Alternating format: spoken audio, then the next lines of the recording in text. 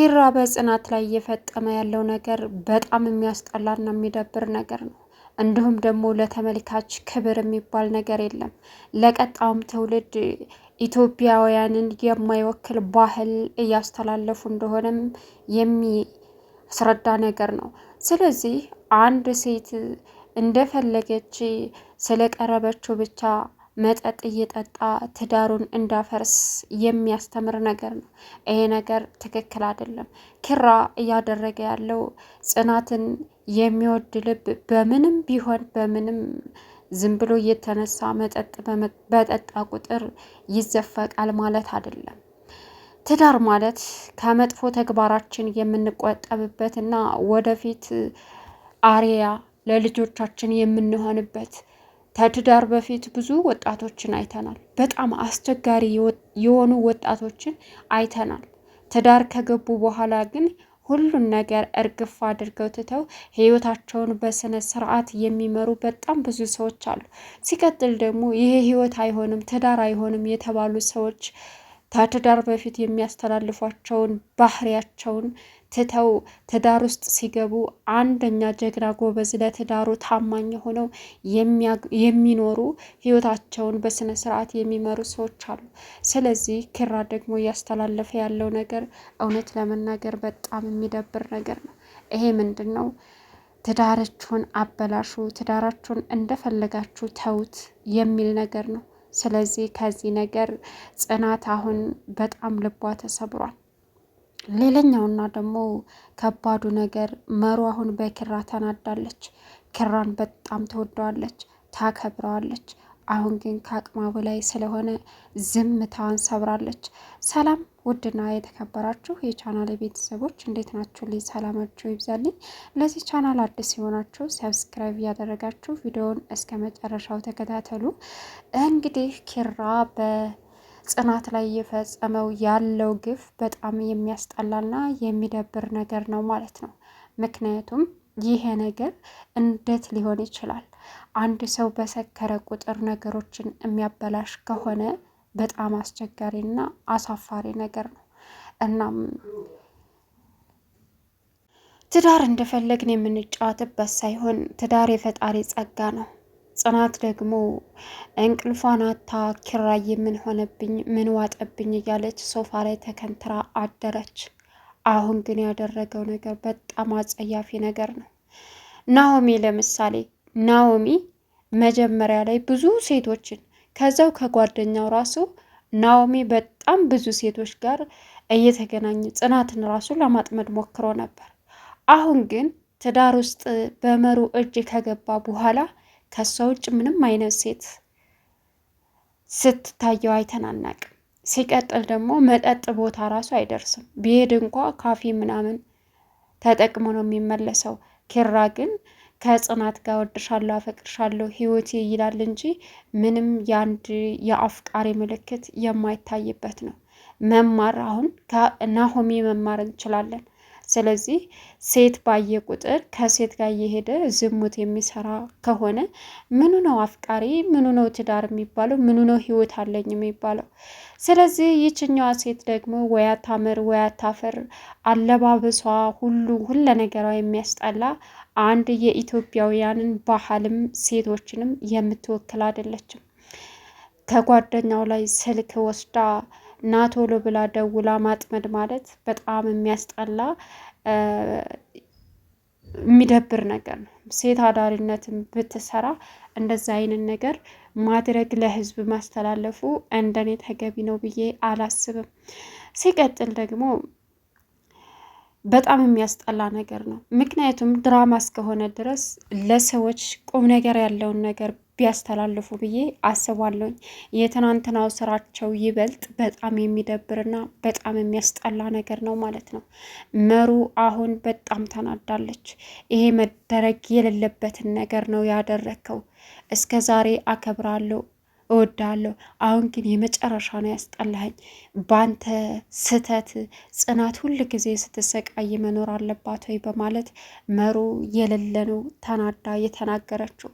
ኪራ ጭራሽንም እቤት ድረስ ሰተት አድርጎ ይዟት ሄደ። አሁን ይች ሴት የሆነ ፍላጎት ተልኮ አላት። እንጂ ቅዱስንም አስደብድባው ወይም ደግሞ ተደብድቦ ሳይሆን የጠራችው ምንም ብላ አይደለም። ኪራን በቅዱስ ስልክ ጠርታ የወሰደችው ቅዱስ ከሰው ጋር ተጣልቶ ወይም ሰክሮ አይደለም። ቅዱስ በፍጹም አልሰከረም። ግን ደግሞ በራሱ ስህተት ባደረገው ነገር ቢያንስ ኪራ አልጠጣም ሲሄድ ያችን ሴት ሲያት መጠንቀቅ ነበረበት። እኔ ባለትዳር ነኝ ተይኝ ብሎ ጥሎ መሄድ ነበረበት። ሲጃጃል አድሮ በኋላ ላይ ትዳሬን ምናምን ማለት እንደኔ በጣም ይደብራል። የጽናት ልብ በድጋሜ ተሰብሯል። ሴት ልጅ ምርጫ ሳኮን የፈጣሪ ስጦታ ጸጋ ናት። በፈለግንበት ሰዓት እየሄድን የምናበላሻት ወይም ደግሞ እንደፈለግን የምናደርጋት አይደለችም። ስለዚህ ከአንድ አፍቃሪም ሆነ ከአንድም ወጣት የማይወክል ነገር መጪ ትውልዶችንም የሚያበላሽ ነገር ነው እነ ኪራ አሁን ላይ እየሰሩት ያሉት። የትናንትናው እኔ ምንም እየተመቸኝም እያስጠላኝ ነው እንጂ ያለው አንድ ነገር አስተማሪ የምለው ነገር የለም። ናኦሚ በእርግጥ በጣም አስተዋይ ሰው ነው። መጀመሪያ ላይ ብዙ ነገሮችን ያደርጋል። ሴቶችን ባየ ቁጥር ከሴቶች ጋር መገናኘት፣ ብዙ ነገር ከሴቶች ጋር ማታለልን ጭምር ነበረበት። እየደወለ ከሴቶች ጋር እየተጀናጀነ ግን ደግሞ መሩ ወደ ህይወቱ ከመጣች በኋላ መሩን እንደ እንቁላል ከመከባከብ ውጭ አንድ ቀንም እሷን የሚያስከፋ ስህተት ሲያደርግ አይተናነቅ። ስለዚህ ኪራ ደግሞ ከሱ መማር ነበረበት። ኪራ ግን ታጥቦ ጭቃ እውነትም መቼም ቢሆን የሚስተካከል አይደለም። እናም ይህ ነገር እንደኔ በጣም የሚደብርና የሚያስጠላ ነገር ነው ማለት ነው። ለህዝብም ሆነ ድራማ በጉጉት እንድታይ ከፈለጋችሁ ድራማ ለህዝብ ተደራሽነት ወጣትነታችንን ብቻ ሳይሆን ማስተማር ያለብን ወጣቱንን እንደ ትልቅ ሰው ማሰብ ስንችል ከኛ ደግሞ እነዛ እኛ ተከታታዮች ከእናንተ ብዙ ነገር እንማራለን ማለት ነው።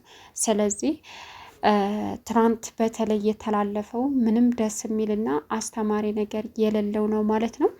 ሲቀጥል እንግዲህ ጽናት ልጅቷ በመምጣቷ ግራ ብትጋባም እንድትኖር አልፈቀደችም። እናም እሱ ደግሞ ይባስ ብሎ ስላሳዘነች ነው እዚህ ቤት የመጣችው ብሎ እንደምንም አሳመናት። ይች ልጅ ግን ከኋላዋ የሆነ የደበቀችው ምክንያት አላት። ያንን ምክንያቷን ይዛ የመጣችበት አላማ አለ ማለት ነው።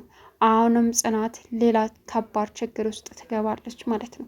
መሩ እንግዲህ ጓደኛ ለጓደኛው ጥላ ነው ይባላል። መልካም ጓደኛ ፈጣሪ ይወፍቀንና እንግዲህ መሩ ለጽናት በጣም እየተናደደችና እየተከራከረች ኪራ ላይ እየፈረደች ትገኛለች። ኪራ በእርግጥ በጣም በተደጋጋሚ ጥፋት እያጠፋ ይቅርታ ይጠይቃል። ይቅርታ እኮ አንድን የሰበረውን ሰው ልብ ሊመልስ አይችልም። ስለዚህ ከነዚሁም ጽናት በይቅርታ እያለፈች ብዙ ነገሮችን ተጋፍጣለች። አሁን ግን ራሷን አሳልፋ በቃ የኔ ነው ብላ ራሷን አሳምና ሰርጓን እየጠበቀች እያለ እሱ ደግሞ ትልቅ ጉብዳ አምጥቶ ቤት ውስጥ መጨመሩ በጣም የሚያስጠላ ነገር ነው። ውጭ ወጥቶ ዝሙት ሰርቶ ከመንጣቱ በላይ ጭራሽ ደግሞ እቤት ውስጥ አምጥቶ ሌላ መዘዝ ማንጣቱ በጣም የሚደብር ነገር ነው ማለት ነው። ይሄ ጽናት ለሆነችለት ጽናት ብዙ መስዋዕትነት ለከፈለችለት ይሄ አልነበረም ምላሿ። ቢያንስ ከጓደኛው ከነሐሜ ተምሮ እሷን እንዴት መንከባከብ እንዳለበት መጀመሪያም ራሱ ሲወጣ እባክህን ኪራዬ የሆነ ሰው ጋር እንዳትጣላ፣ ብትጣላ እንኳ መጀመሪያ እኔን አስበኝ፣ እኔን ስታስበኝ መጥፎ ነገር ወይም ደግሞ ከዛ ከሰው ጋር ትልቅ ችግር ውስጥ አትገባም ብላ አስጠንቅቀው ነበር። እሱም እሺ ብሎ ቃል ገብቶላት ጭራሹንም ተጨመላልቆ በዝሙት መጣ። ይሄ ነገር እንዴት ነው? ጽናት አሁንም ድጋሜ ይቅርታ ትለዋለች ወይ? እንደኔ ይቅርታ ማብዛት የተማርኩት ከጽናት ምንድን ነው? እንደ ሞኝ መውጣት፣ እንደ ጅል መውጣት፣ ውሳኔ የሌላት ሴት እንደ መሆን ነው የተማርኩት ማለት ነው። ሁልጊዜም አንድ ሰው ጥፋት እያጠፋ እየመጣ ኮስተር ብለን እማንቆጣ ኮስተር ብለን ከዛ ከጥፋቱን እንድታቀብ ካላደረግን እኛን ጅል አድርጎ ሁልጊዜም የሚፈልግበት ቦታና የሚፈልገውን ነገር አድርጎ በላያችን ላይ ልባችንን እየሰበረ እንደፈለገ መሄድ እንደሚችል ነው የተማርኩት ማለት ነው። ጽናት ደግሞ ቁርጥ ያለ ውሳኔ ምንም ብትወጁ መጥፎ ተግባር እያደረገ በይቅርታ መጠጡ ነው እያልሽ ማለፉ እንደኔ ትክክል አይደለም ማለት ነው። ቢያንስ ስራ ብላችሁ እስከያዛችሁ ድረስ ለወደፊት ትውልድ ለሚመጣው ለምታፈሩት ትውልድ እንዲሁም ደግሞ ልጆች ትወልዳላችሁ መለስ ብለው ቪዲዮአችንን ያዩት ምንድን ነው የሚለውንም ነገር ማስተዋልና መስራት ብትችሉ ጥሩ ነው ብዬ አስባለሁ። ዛሬ ላይ ያለንበት ለነገ ታሪክ ሆኖ ይቀመጣል ማለት ነው። የእናንተ ደግሞ በየሁሉም ሚዲያ ተሰራጭቷል። ነገ ጧት ልጅ ሆናችሁ አይቀርም። ልጅ ስትወልዱ የአባትና የእናቱን ስራዎች ማየት ግድ ይለዋል ማለት ነው። እና ስለዚህ እንደኔ የትናንትና አልተመቸኝም ማለት ነው። ቻናሉን ሰብስክራይብ ያደረጋችሁ መልካም ቆይታ